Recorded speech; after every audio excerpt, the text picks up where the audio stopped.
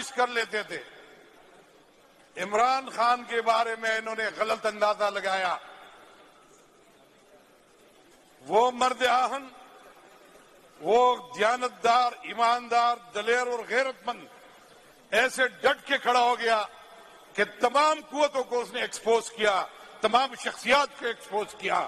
یہی وقت تھا کہ تمام قوتیں ایک ہو کر ان کے ساتھ کھڑی ہو جاتی، لیکن انہوں نے اپنی مفادات کی خاطر وہ دوسرے صف میں کھڑے ہو گئے۔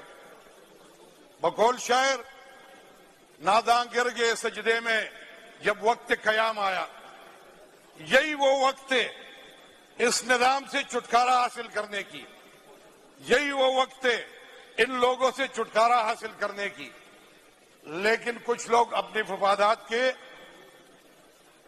دوسرے طرف کھڑے ہو گئے اور انہوں نے حکومت کو ترجیح دی، حالانکہ ان کی حکومت نہیں ہے، اختیارات پھر بھی ان کے پاس ہے۔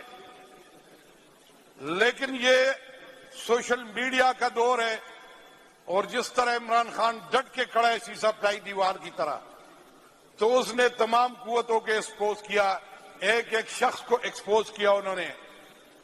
اب اگر کوئی یہ سمجھتا ہے کہ قوم کو کسی بات کا پتہ نہیں ہے، تو یہ سوشل میڈیا کا دور ہے، کوئی بات چھپ ہی نہیں رہتی۔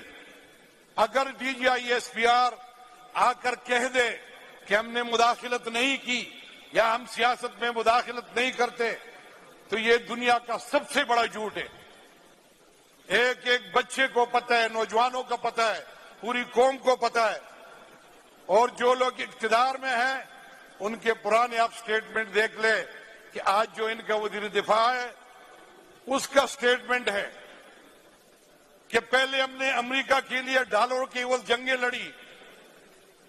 وزیر دفاع کا یہ سٹیٹمنٹ ہے کہ ہم سے انہوں نے لیجسلیشن کروائی، ہمیں یہ لکھ کے دیتے تھے کہ یہ آپ نے لیجسلیشن کروانی ہے۔